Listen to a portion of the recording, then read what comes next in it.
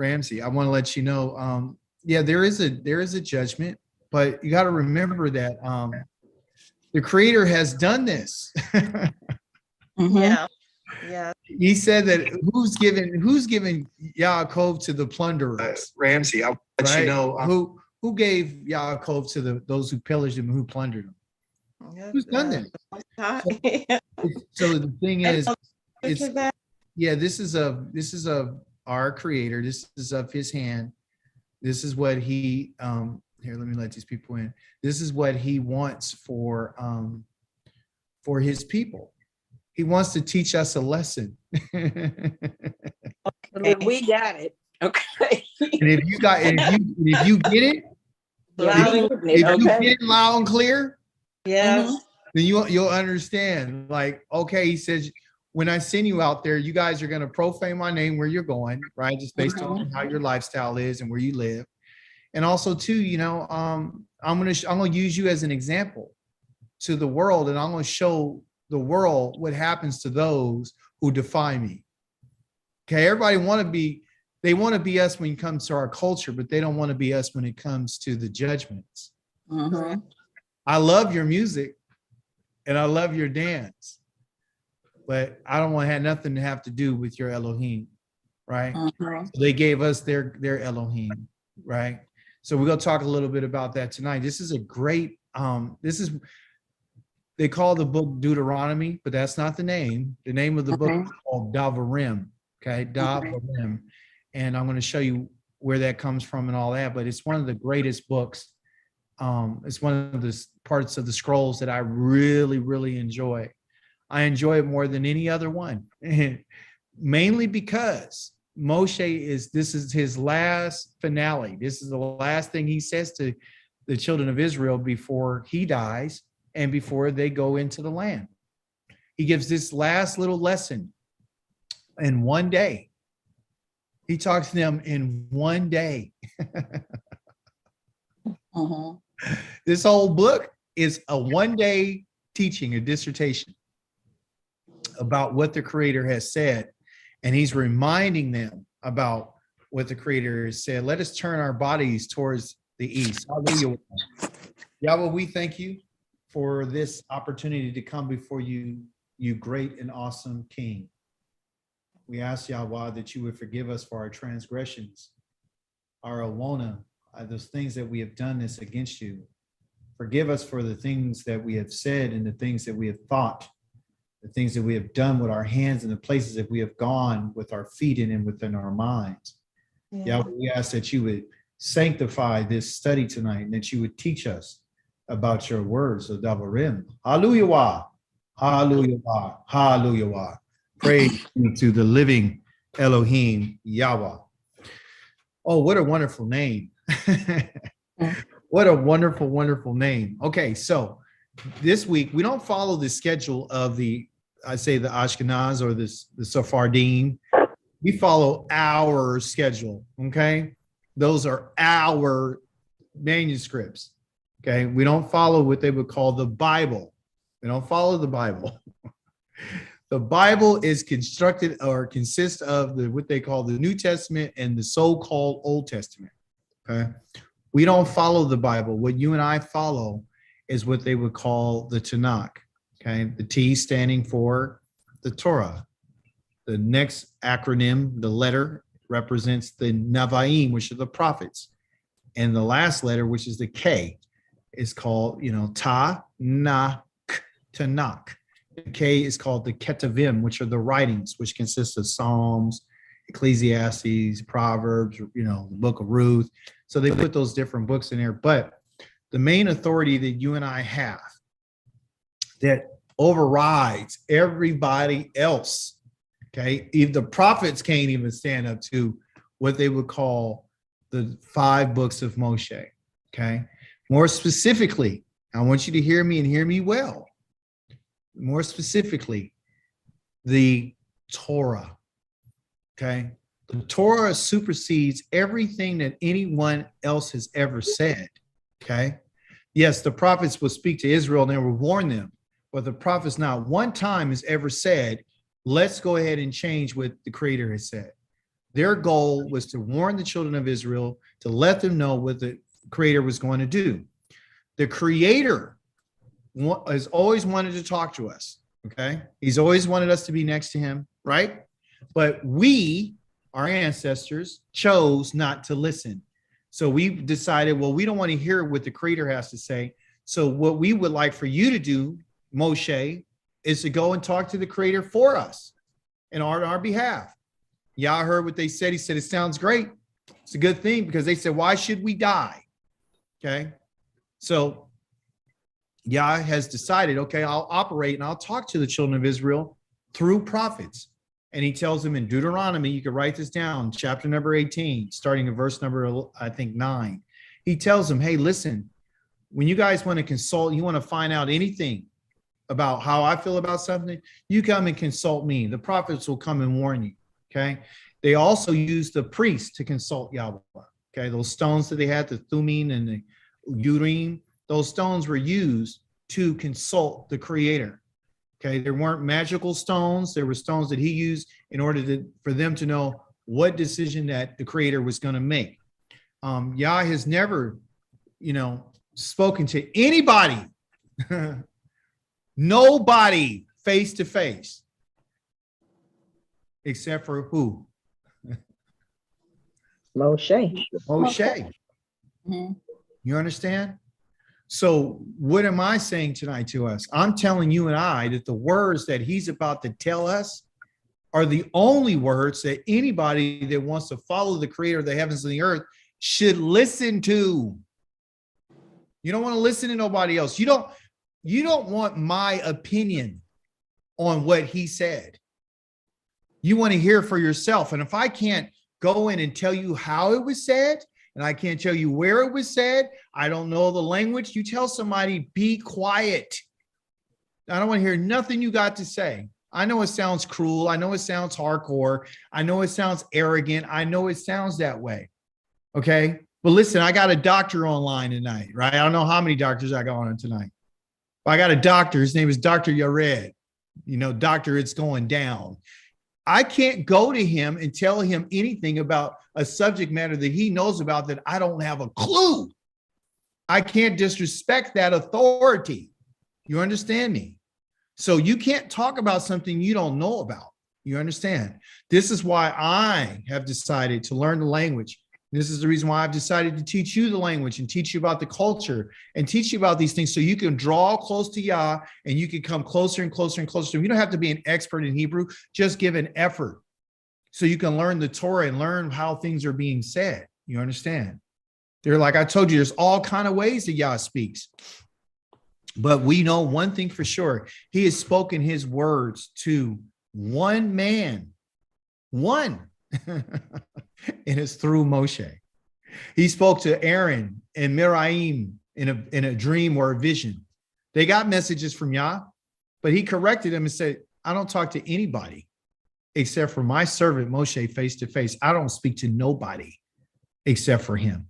And so that's because we, as the children of Israel, picked him to go do the bidding. And we asked and said, please, you go learn everything you need to learn, and then you come back and you tell us what he said, and we'll do everything he said we'll do.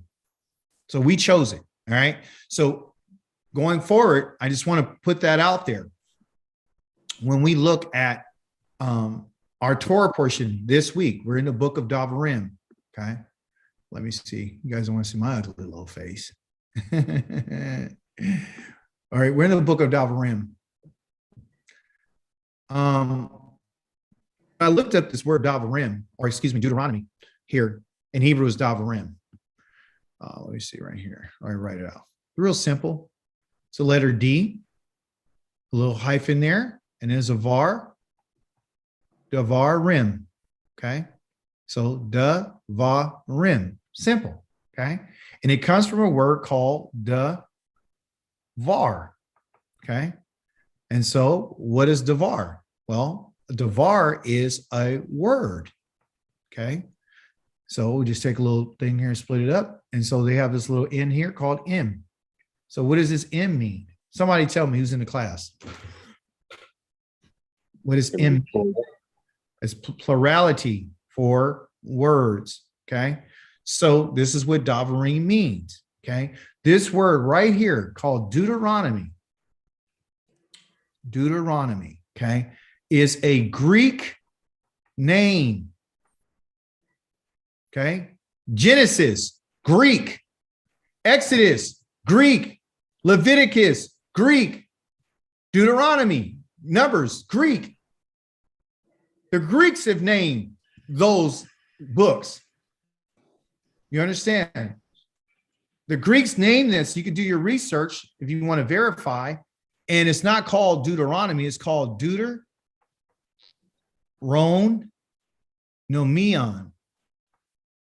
Okay. I think I spelled that right. Deuteronomy. Nomion. That's what it's called. And what it means is this. It means the second law. Okay. Or to repeat. That's what it means. So they're repeating. So what they're saying is this in particular book is the second law. The second law of what? What's the second law? What are they referencing? What's the first law? What's the first law? Thou shalt not put any God before. Okay, good. So the first time that Yah spoke to the children of Israel is in Exodus chapter number 20.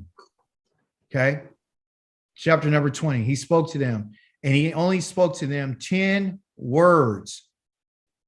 That's all they heard. It's 10. Okay, that's all they heard before they got so terrified. That's when they made that request. Like, you go hear everything he has to say. That's why he went up to the mountain. Okay, so they only heard 10. That's all they heard. They didn't hear nothing about the judgments. They didn't hear how the regulations, the Mishpatim. They didn't hear about the Kukim. They didn't hear about the Moedim. They didn't hear about the Pekudakim. They didn't hear none of those things. So what are those things? The Kukim. Those are the statutes and decrees. What are the Moedims? The appointed times. What are the Mishpat, or Mishpatim? The judgments. Okay, what are the Pekudakim? The accountings. They didn't hear none of those things. What they did hear is the 10 words that makes reference to what they would call the Aduth, the testimony. They heard Yahweh's words. Those are the only words they've ever heard. Okay? Everything else. You're looking like you want to get it in. We can get it in. Everything else, what did they hear? Who did they hear everything else from? Moshe. They heard it from Moshe. So when you talk about the appointed times, and you talk about what the Shabbat is, and you talk about what the diet is, whatever you're talking about, they heard it from Moshe. And they heard it from Moshe because that's who they chose. Okay. The next thing I want you to understand is in this lesson tonight is how did they come up with this word or this book, varim? Okay. Let me see if I can show you right quick. And this is something that I didn't recognize until I got into the truth. If you look at the first verse, or what they would call the first line, it's found right here. It says, we're going from right to left. We're reading from this direction. It says these, okay, ele, are implied, because there is no R in Hebrew, ha-davarim, the words. Okay, ha right here means the, and then davar, rim means words. That's how this book is. That's the reason why this is the name of the book. That's why it's named Davarim. Okay, it's because we're going to be dealing with the words in which was spoken in a PL form in a very forceful and intense. That's what this word right here, or this type of verb right here, called a PL. P-I-E-L. It's a verb stem. Okay. If it was like he said it, he spoke, as there's a qual stem, which is very simple. He just basically spoke it in a very simple way. Yah didn't talk to Israel in a very simple way. Yah has given to Moshe the PL a very forceful and very intense way. So when you hear me screaming, you hear me going off, and you hear me having passion in my voice, and I'm telling you that God says if we mess with him, he'll kill everybody, and including our family. I'm not joking. I'm telling you what he's saying. Okay.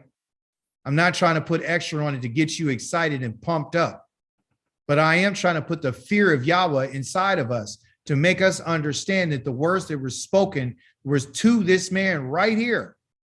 And he spoke it to all Israel. It's interesting in this in particular verse that he doesn't even say the sons. Usually it would be the sons of Israel. Hey, say this to the sons of Israel. Say this to the Bnei Israel. He's not saying Bnei Israel. He said all Israel. That includes every last person from the top to the bottom, and that includes every stranger and foreigner who has joined themselves to this nation. So let's get it clear. Yah does not speak to us in any other manner except for in a forceful way. So when we go through this week, it's gonna be intense. Okay. All right. So I want to show you that's where they get this name, varim. All right. Also, to every other Torah scroll is written with that same idea. In the first verse or the first line of that scroll, it is say something about that in particular book. What am I saying? I'll show it to you. Genesis, which they call Genesis, called Bereshith. The first word is what? There it is. Bereshith. That's the name of the book. That's the name of the book. That's the first book. Bereshith. Okay. They say Genesis because that's what the heathens, the Greeks, want us to think. That's the genetics, the beginning of things. Okay. Here they called Exodus. That's not the name of the book. The name of this book is called what? Shemoth. Shemoth. So what is Shemoth? We got Shem in there. So what's Shem mean? Names. Name. And then I got that oath on the end, the OTH. That's my S right there. That's my plurality. Okay. Shemoth. Okay. So these are the names. So when you look at that book, you'll be like, oh, so that book is not just talking about Exodus. That book is talking about the names of the sons of Israel. That's what we're finding. Because when he goes into this book, so the so-called Exodus, he goes and he's dealing with these sons, which are the 12 tribes of Israel. Okay. That's the beauty. These are your scrolls. These are your history books about your family and about your family's dealing with your creator. I'm going to prove tonight that you and I are connected to our ancestors in a way that no one's going to tell you. Okay. Leviticus. Well, the name of this book is not Leviticus. What's the name of this book? Here it is. Here it is. Vayikra. Okay. It's Vayikra. Okay. So the first one is called in the summit, or you would say the head of things. Okay. Or in the first. And then you got the names. That's the Shemot. And now we got Vayikra, meanings, and he called. That's what it means. And he called. He called what? And then you got numbers. He called Midbar. Midbar means in, and Midbar means wilderness. Okay. So he called the names in the wilderness. This is a story. In the beginning, or in the summer, or in the first, the names. Okay.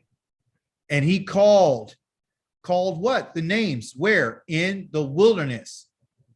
Right. And then we have now varim, the words. You understand? And where did they get these words at? They got these words in the wilderness.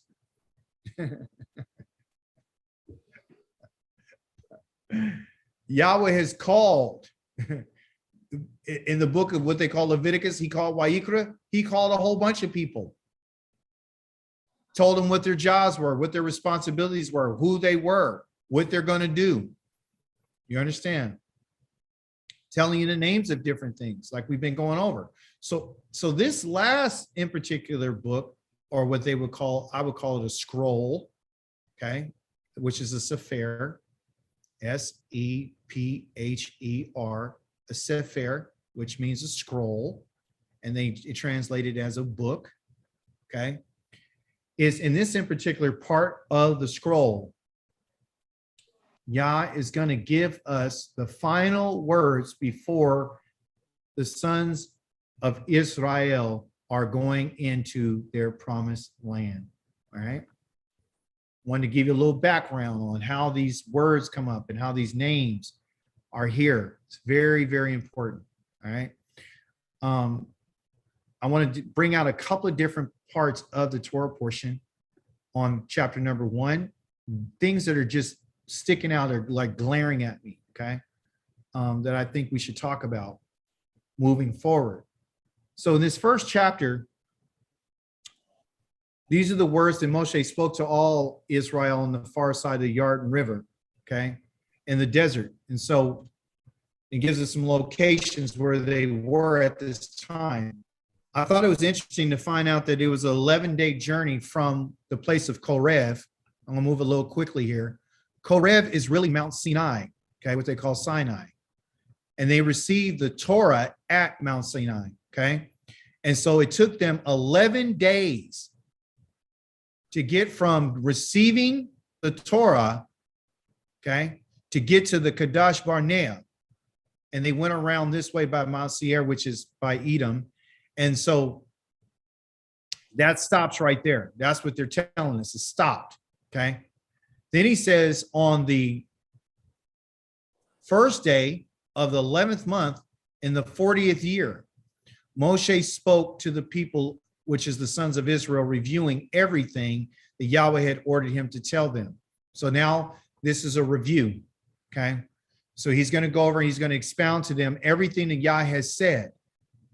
What's significant about this is that this is in the 40th year, and it's in the 11th month on the first day of the month. Aaron died, okay, in the 5th month on the first day, okay, which was literally 6 months later, they're ready to go in to the land, okay? So now this is a day. So it's very specific, okay? And then it says this was after, okay? So someone is telling us the narrative here. They're narrating this part to let us know where they are at this time. The 2 kings have been killed, okay? This is the backdrop. 2 kings have been killed.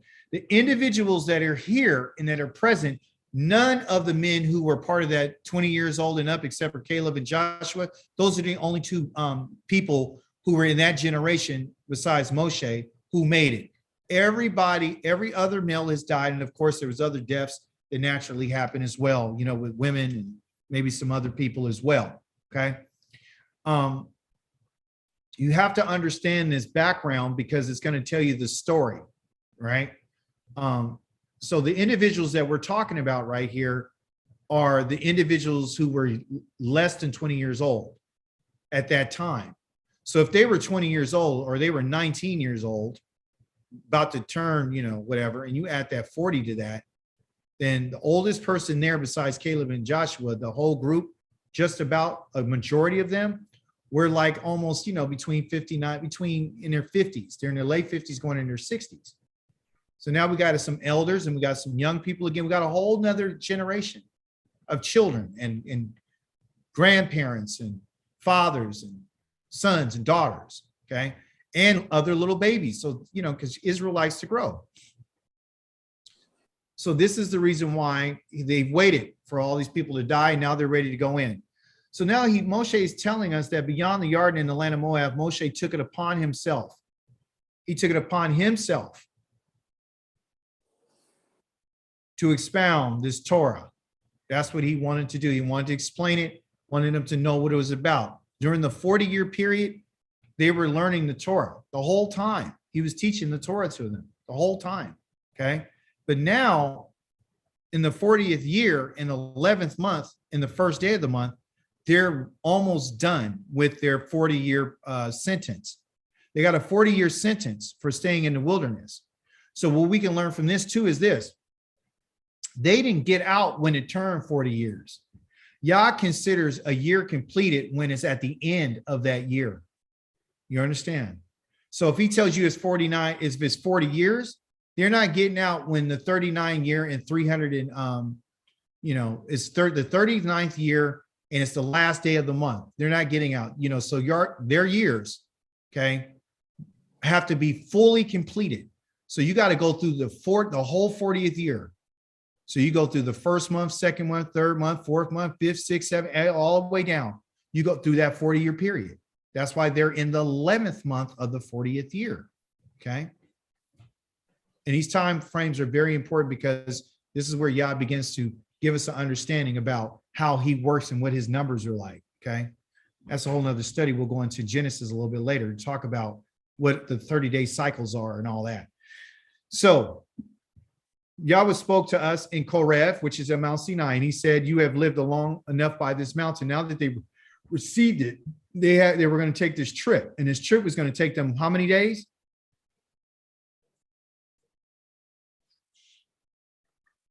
11 days.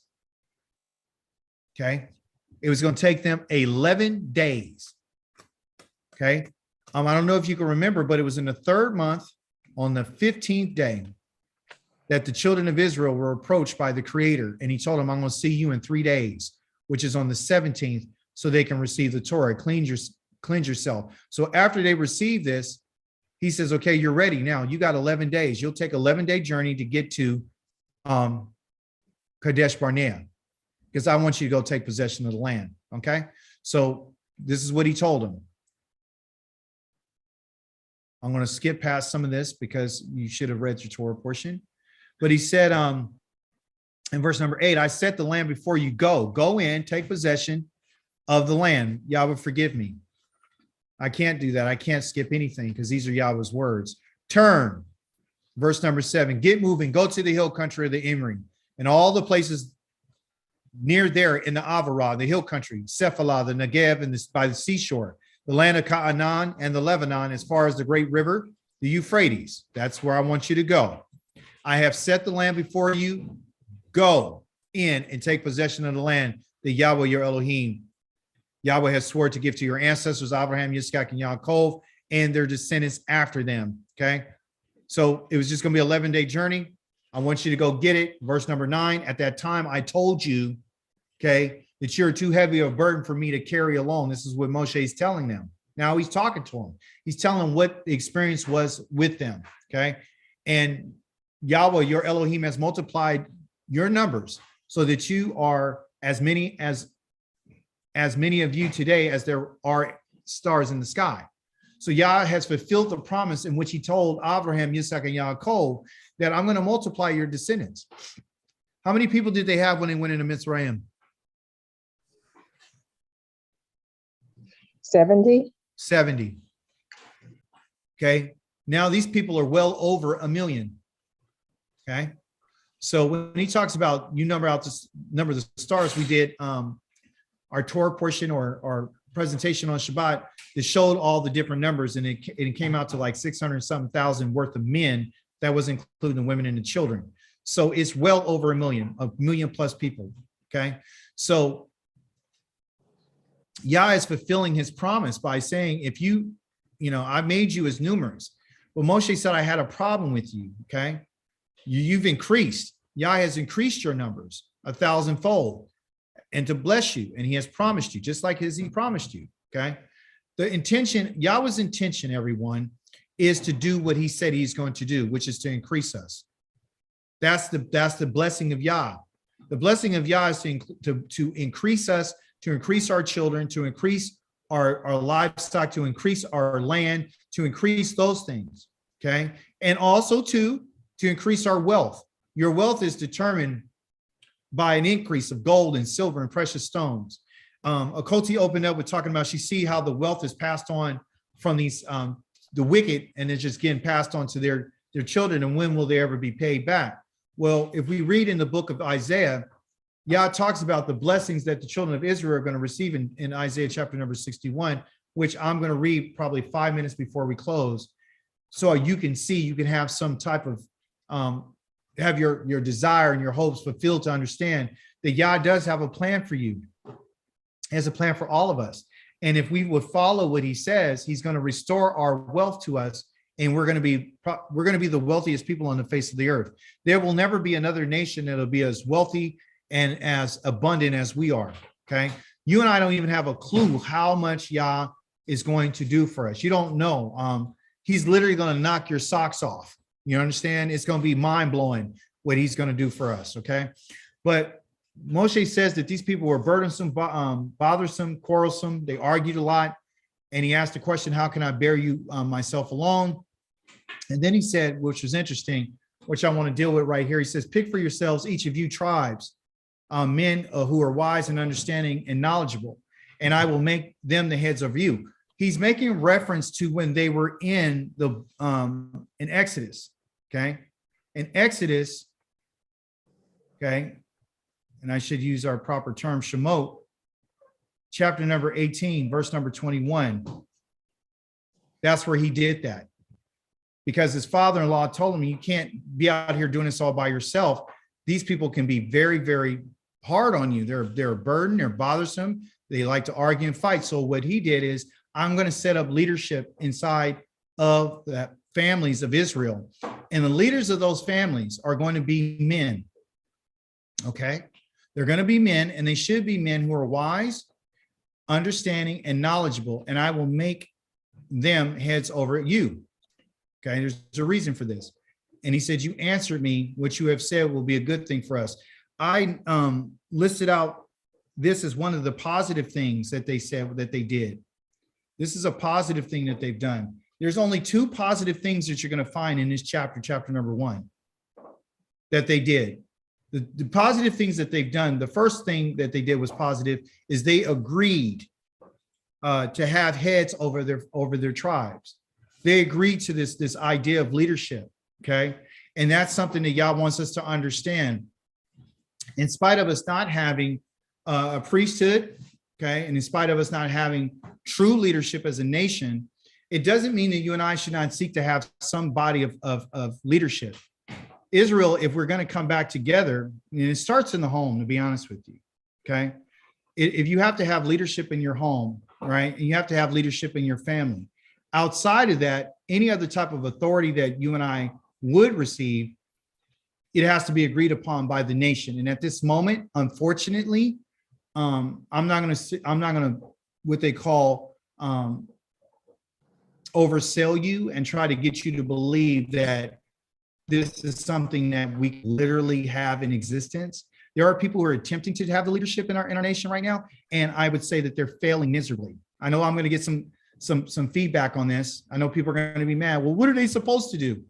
Do what you can, but understand that the situation that we're in is not what people think it is. Okay.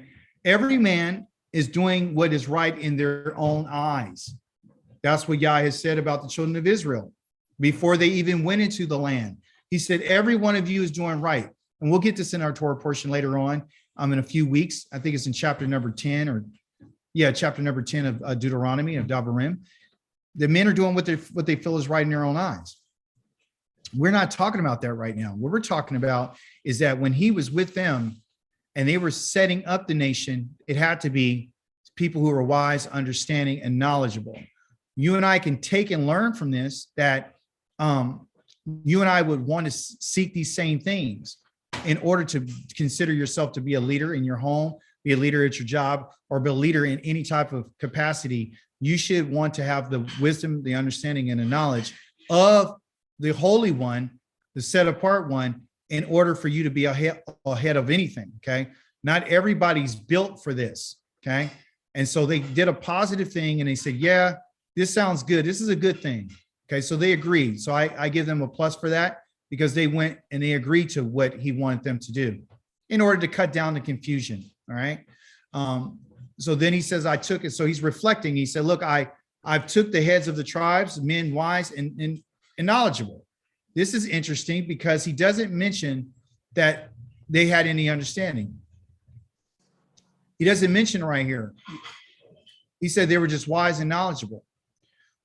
We know that this is true because in Deuteronomy or varim chapter number 29, Moshe tells the children of Israel, okay, that they didn't have any understanding.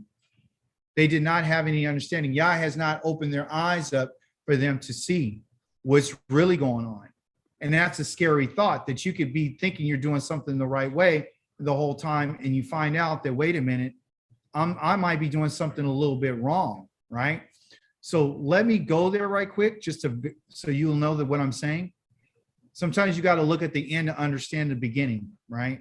So in chapter number 29 of the book of varim, he goes and he says, again, he's reminding them again about the words, the varim. Listen when he says, there it is. There it is right there.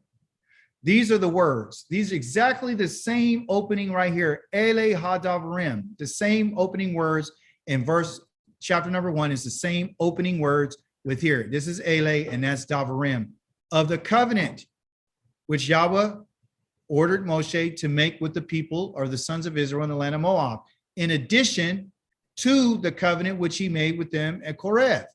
Okay, so it's not new. It's saying you got to be careful with the English language. He didn't add to the Torah. He didn't add to the Torah. Okay, he did not add to the Torah. So that right there, in addition, meaning there's like some separate law that he gave them. That's not true. Okay, what it means is that he spoke to them and told them the covenant again, and he regurgitated to them the covenant which he made with them in Koreth. Moshe called and summoned all Israel and said to them, all of them, you saw everything that Yahweh did before your eyes in the land of Misraim to Pharaoh, to all his servants, to all his land, the great testing which you saw with your own eyes, and the signs and those great wonders. Now check this out. Verse number 4, nevertheless, after everything they saw with their own eyes, to this day, Yahweh has not given you a heart to understand. He hasn't given you a heart to understand. He hasn't given you eyes to see and neither ears to hear. So what was it all about? If the 40 years of going on the Torah, what was all that about? Somebody tell me, what do you think? If y'all didn't give him a heart and he didn't give to understand, and the thing right here is not this loving heart, a beep, beep, beep, beep. He's talking about their mind and the thought. He hasn't given this for them to understand their thoughts. They don't have the eyes to see what they saw. He said you saw something with your own eyes, but he said he haven't given you eyes to see. What is it that they were supposed to see, and what was it that they were supposed to hear that they did not see and they did not hear? What's missing? They didn't go up on a mount to even hear or see. Dr. Yored, I have to applaud you for that, because that is the truth. That is the truth. You and I were the ones who's supposed to go up on the mountain. We were the ones who's supposed to go up there and receive the Torah. Well, because of our fear of our shakiness and our inability to want to do what he said and having what they would call some reservations, we weren't able to go up. We chose not to hear what Yahweh wanted us to hear. We chose not to see what Yahweh wanted us to see. Therefore, when you don't have the mindset, now hear what I'm about to tell us. When we don't have the mindset and we haven't got the type of mind that Yah wants to give to us, that's a mind, folks. That's something that Yah has to give you. He has to give you the type of mind, okay? But the mind that he wants to give to us is his mind. He wants to give us his spirit. That's what he wants to give us. And he has not given it to us yet.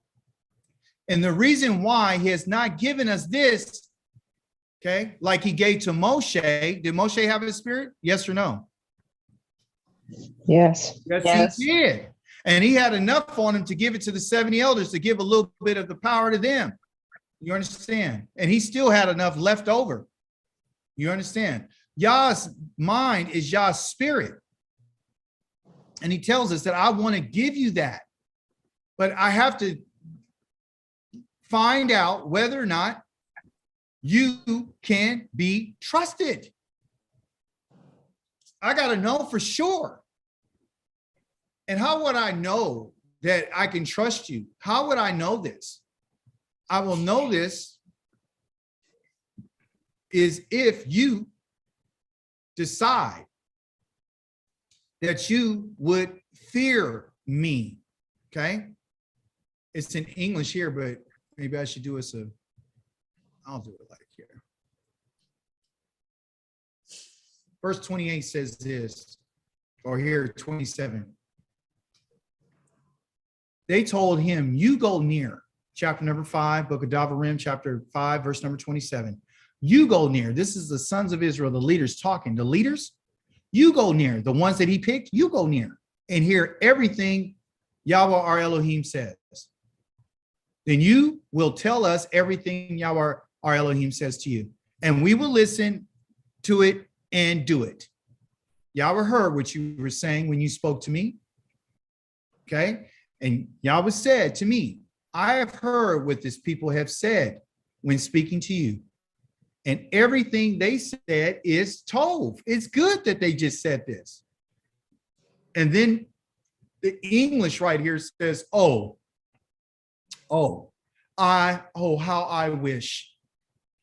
I wish their hearts would stay like this always, that they would fear me and obey all my commandments so that it would go well with them and their children forever. Well, this right here is a disservice to you. It never said, I wish. Our Creator never makes a wish. He's not a genie. He doesn't look to, hope anything. He knows all things. So if you study the Hebrew, which I'm trying to get you to do, and you can, go and find in the book of Varim, in chapter number 5, again, verse number 25, we're going to find out what he really said. Because we're talking about the Varim, we're talking about his words.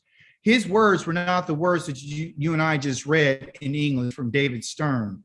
His words are completely different and can send you in a different direction. If you believe that the Creator wished something and he's hopeful, then you and I are mistaken. It's not what he's saying. What he's saying is this. I'll show it to you. Chapter number 5, verse number 27, I believe it was. Those are, by the way, the commandments or the words are found, the 10 words are found there as well. 27. Here you go. Oh, here, 28.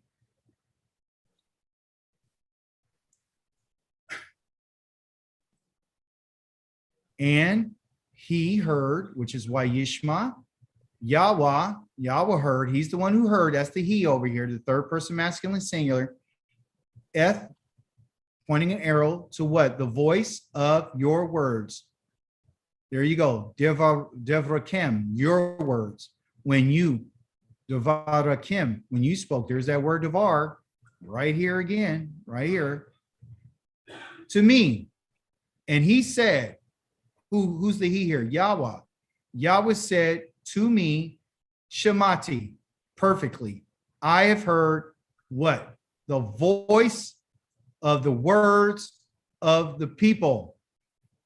Haze, which they have said, this word that they have spoken, the divaru, you can see the word again. Divaru. You see the word devar in there, okay? The divaru meaning, and this u right here is they, that they have spoken, I've heard their words that they said to you, to Eleka. Okay. Now listen what he says. He's not saying I wish. And he said, all of which they have spoken. He said, everything that they said was tivu. Everything that they said was tivu. It was good. It's tov. It's really nice. It's pleasant what they said. Their words were pleasant. Awesome. All of what they said was pleasant. It was good. And all of which they have said. 29. You have been in my Hebrew class and you've been following the Shabbat teachings. You can go to your notebook right now and you'll find a word in there. And the first word in verse number 29 is what?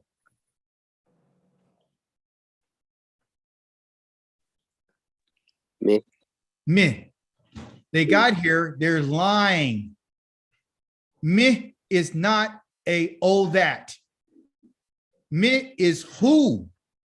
That is an interrogative. That is a question. Remember in Hebrew, they use words for questions like ma, like our other word that we just learned, aye, meaning where. Me is who. Ma is what. Lama is why. So these are called interrogatives, asking questions. Okay. So Yah asked a question. I'm going to show you the lies so you can understand. Me means who. Okay. Well, look at the next lie. The next lie is this. Tell me what's a lie about this that I just put a circle around. What's the lie?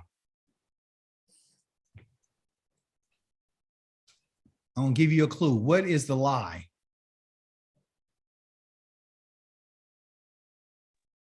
Singular? Yes. This is third person, masculine, singular. And it's verified with this word called yatain. That yod right there means he. That's why it's a third person, masculine, singular. So Yah's not asking me a group. Yah's asking who is he? Who is he? The he here is this person right here. And the verb right here that they're using is called Natan.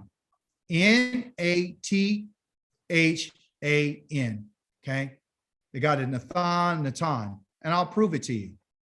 So I'm going to solve the mystery. So you'll see that these people are lying because they want to change it. They want it to be like a group effort. It's not a group effort. It's about the individual. This word Nathan, okay, that's what it's called. Nathan. It's a verb. And what it is when Yah says me means who? What is Yah asking? Who is he who would what?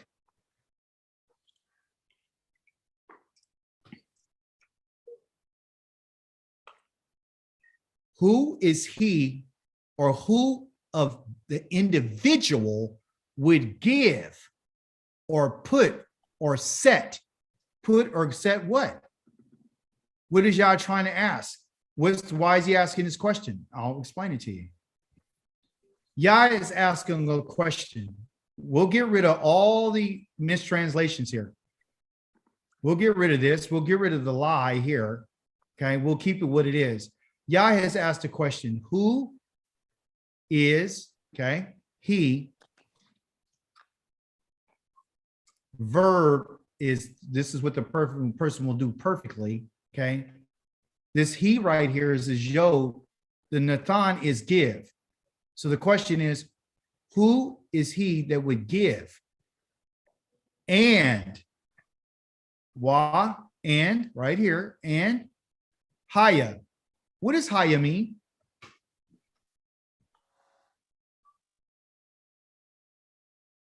Exist. Dr. Get Down just said exist, which is true. What do they got right here? Heart. Heart. So when if you just read English, you would think, well, Yah's asking who would give just their heart. He's not saying that. Yah is saying, who is he who would give? And I don't want you just to give, and I want it to exist. Here you go.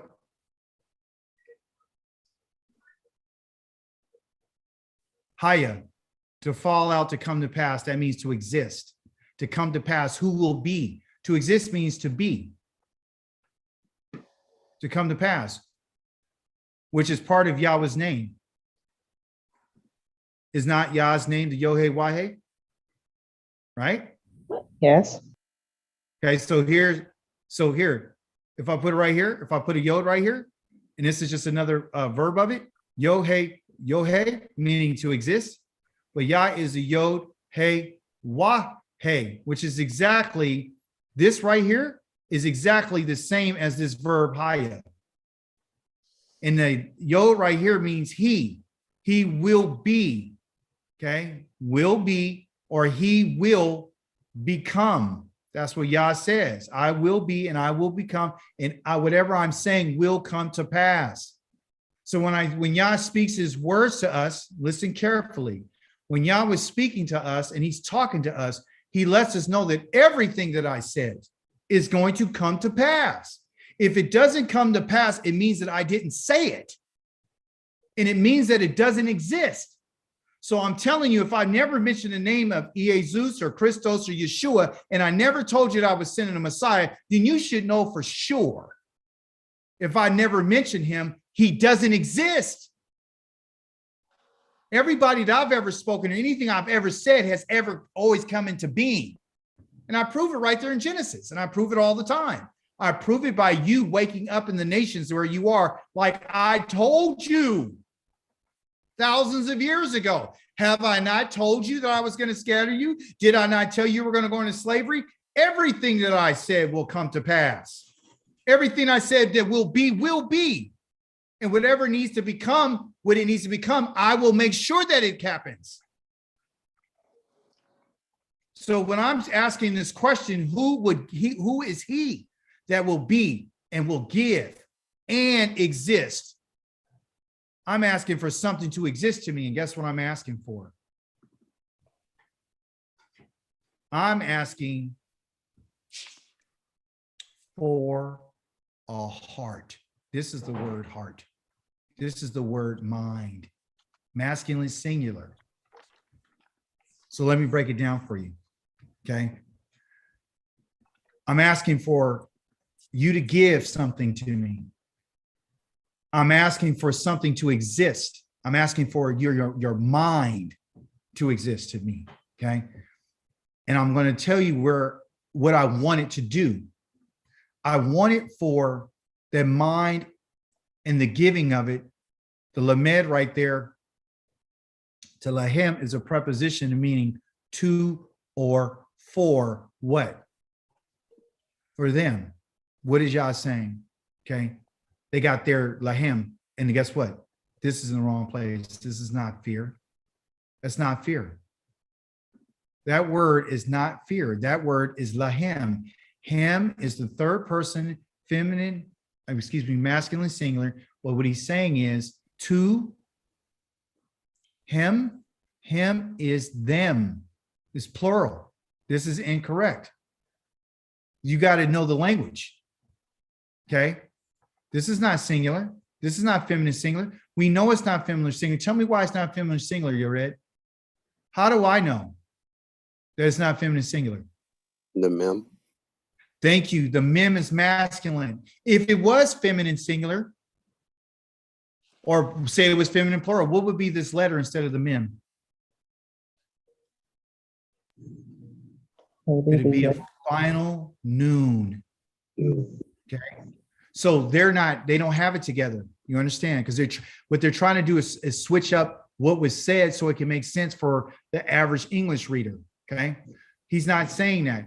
He's saying, here it is.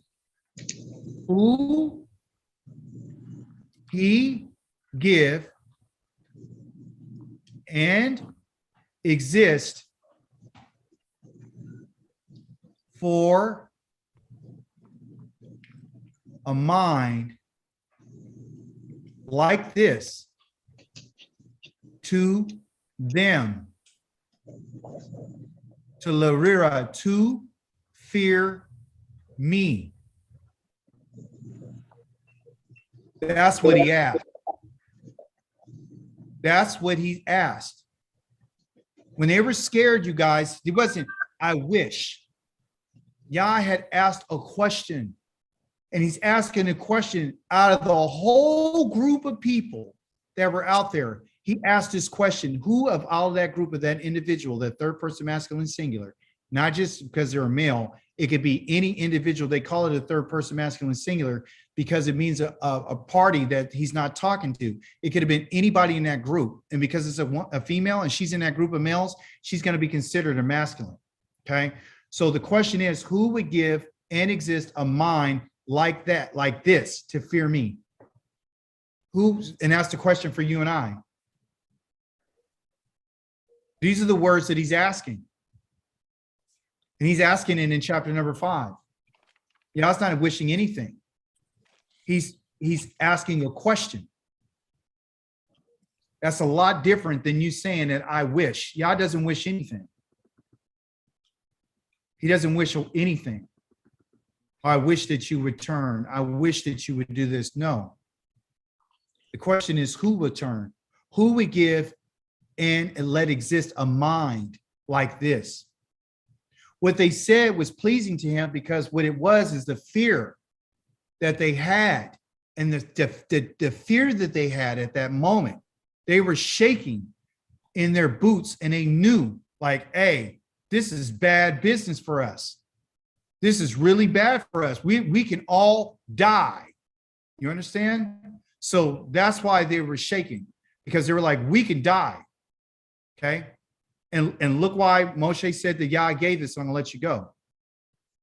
In Exodus 20, in that account of giving of the 10 words of the covenantal words in Exodus, Shemot, chapter number 20, look what Moshe said to the people. Okay.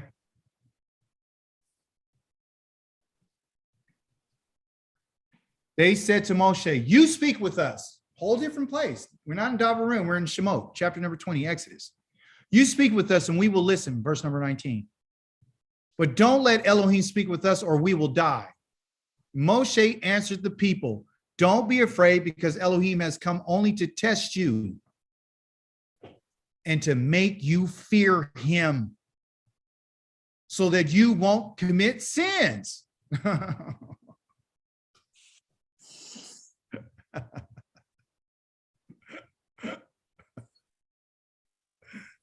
And what did our people do after they received this? He told them not to make any gods of silver and gold. What did they do, you guys? They made gold. So what kind of people are we? Hypocrites. We're a bunch of hard, stiff-necked liars, false pretense. So what Yah is telling us this, or for a reason, I didn't get a chance to express, which will probably, hopefully I can get you on Yom Kamishi, which is the 5th day of the week, Thursday, day.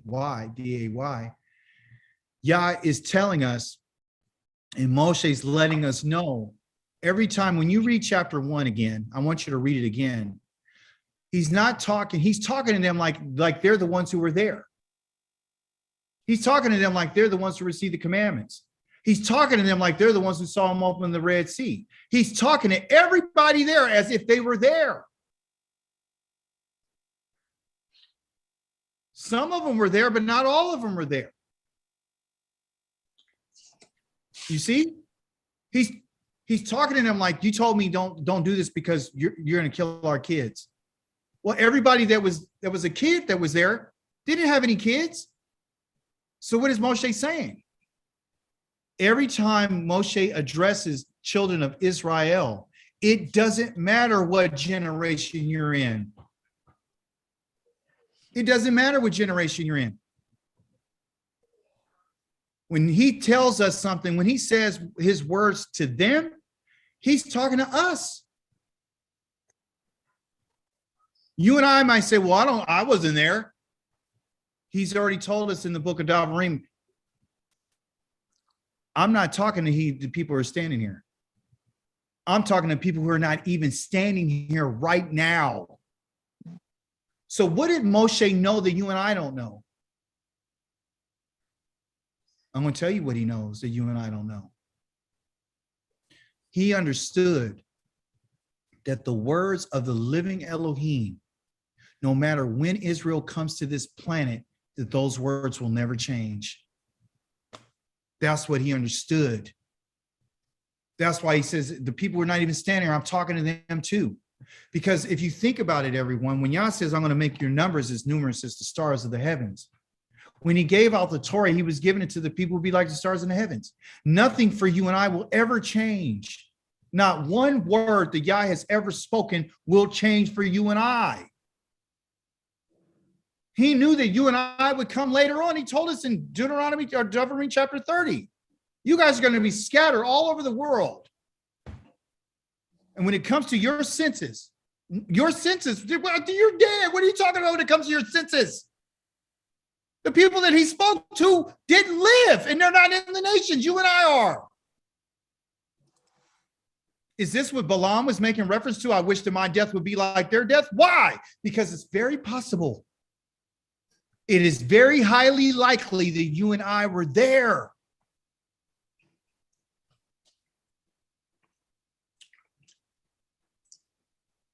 We were there.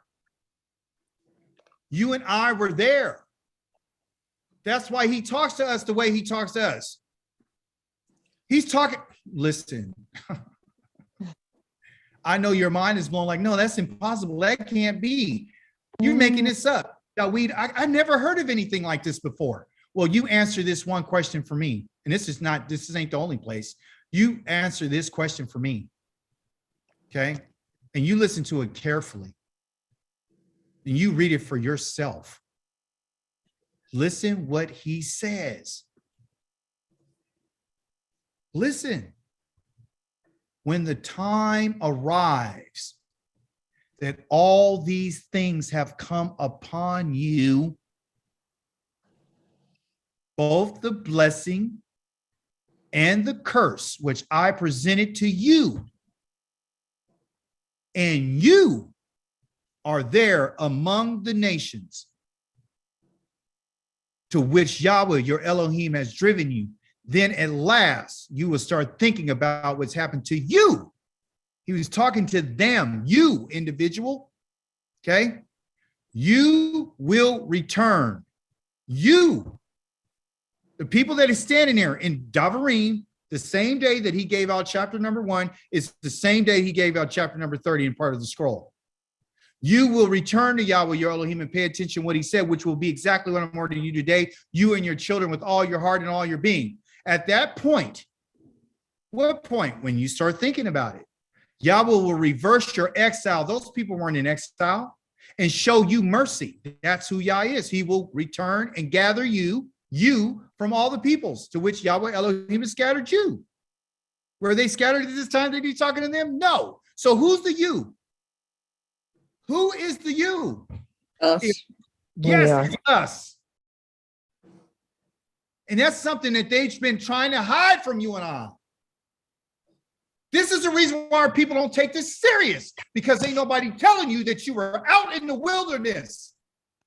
And he spoke to us and he told us what it is. And he told you, guess what? When I scatter you, if one of yours was scattered to the far end of the sky, Yahweh, your Elohim, will gather you from there. And he will go there and get you. Individual that's standing before me today in Deuteronomy chapter number 30, that you're standing right here, and I'm telling you this before I die. How can I tell you this? Because I know what Yah has already been intended for Yisrael. Yah will bring you, individual that was standing here today, back into the land of your ancestors possessed. And you will possess it. And he will make you prosper there. And you will become even more numerous than your ancestors. Then Yahweh, your Elohim, will circumcise your hearts and the hearts of your children, so that you will love Yahweh, your Elohim, with all your heart and all your being. and thus you will live. You understand? Yahweh will put all these curses on your enemies and those who hated and persecuted, Sane, those who hate you. But you, individual and group of Israel, will return and pay attention to what Yahweh says and obey all of which I'm giving you today. The generation that he's talking to are the children that he said, you guys said I was going to kill your kids because I hated you. Okay. So it's not the generation that died, folks. Listen to me carefully. Yah is not going to kill that generation. And he did and say, he said, I swear, not one of these men are ever coming into this land. Not one of them, but your children will. So everybody that got killed in that first generation, they got wiped out because of what they said about Yah. They don't exist. The reason why you and I are here is because those generations who did live, they continue on. And there's been people all a long time that has been going over and over and over and over and over again. They've been cycled in. This is why Yah says, if an individual goes against me, I'm not going to let you come and stand before me till this certain time. You understand? And if you ever go against me, I'll write you and all your sons off. They'll never stand before me, ever. So don't think that Yah can't wipe nobody out. He can. But you will return. Who's the you? The people that he's talking to that day. Then Yahweh will give you more than enough in everything you set out to do. The fruit of your body, the fruit of your livestock, the fruit of your land, you will all do well. Why? Because Yahweh will put his hand back on you. Yahweh will once again rejoice to see you do well. Again, to see us do well. So you and I need to do well again. Oh, really? So when did we do well? We're the people who, when do you and I do well? When did we do well? He's talking to the life cycle of the people who he said he will all do well once again. Yahweh will once again rejoice to see you do well. The individual I'm talking to in Deuteronomy 30 that Moshe was talking to, and the people that are reading this today, to let you know, Yahweh once again will rejoice to see you do well. Well, what do you mean do well? Where have I been? You've been there. Just as he rejoiced in your ancestors. And the ancestors he's talking about right here is not the ones that died in the wilderness. He's talking about the ancestors of Abraham, Yitzchak, and Yaakov. These are when he talks about your ancestors, he's not talking about the ones that died out there. He swore that those people will never go in. However, there's always an if and maybe. However, all this will happen only if you pay attention to what Yahweh, your Elohim, says, so that you obey his mitzvot regulations, where it's written in this book of the Torah. If you turn to Yahweh, your Elohim, with what? All, every bit of your mind, your being, which is your soul. For this is the commandment which I'm giving you today. Is not too hard for you. It's not. I know I sound like I'm crazy, but if you read carefully, you take your time, you'll understand that Moshe is talking to the children of Israel at that moment, and he's talking to them, and he's telling them what it's going to be, and he's letting them know, I'm going to do this to you, I'm going to do this to you, I'm going to do this to you. He told us in Deuteronomy 4, I'm going to scatter you. I'm going to scatter you to all the nations. You understand? So this is what binds us. So Moshe understood this, and you and I need to understand it. We haven't understood it because we let other people dictate to us about a religion. We're not a religious people. You are a divine people. You are divine. Your destiny is divine. Your Elohim is divine. You're special to Yah. We're not some people that he doesn't love and care about. We're not like everybody else. And you need to grab hold of that and embrace that and stop denying that. He says that you guys don't even have an understanding. You don't even know what's really going on. God hasn't given it to us fully. He's opened a little peek. He's opened a little bit for us to see. He's saying, don't be religious and understand that you're talking about a supernatural Elohim. Nothing is too hard for Yah. You think it's impossible for Yah to send a group of people that were in the wilderness and went into the land, and he said, I'm going to put you out and you guys are going to be out and I'm going to come back and get you. You're just probably in a different body, of course, but your soul is what he's talking to. The same souls that have been rejecting and rebelling against him, and he's been very patient with. You understand? If Yisrael is numbers as the stars in the heavens, then Moshe knew exactly what he was saying when he spoke those words to them. That's what's the power of Book of Varim. He knew that, and you and I should know that. And if you understood that, you'd be like, wait a minute. Maybe I should keep these laws, statutes, commandments. Maybe I should forsake the heathen in his ways. Maybe I should have a sense of urgency to call out to Yah and be more faithful to him. Maybe I shouldn't listen to anybody else because it's just me and Yah and our family, the 12 tribes of Israel. I don't care about nobody else. Whoever joins himself with us, good, but you got to follow our way. That's what it is. I'm not being mean. Yah loves you. He told you he loved you in Isaiah 56. And I got to love and respect you because I'm a stranger just like you. But we're the children of Israel. That's who you and I are. And we're born and we're divine. That's what he's telling. And I already showed it to you. You're an Elohim. Psalms 82, you don't believe me, you're an Elohim. You're an Elohim. You're a judge. They call a God. You're not a God. You're an Elohim. You're a judge. And Yah sent us here to do a job for him. And if you and I would take what he said seriously, then you and I would get on the right path and start doing what he says so you and I can turn this world around. He doesn't call us the chief of nations because we're going to have all the gold and silver and the precious stones. He calls us the chief of nations because of the mindset that you and I have.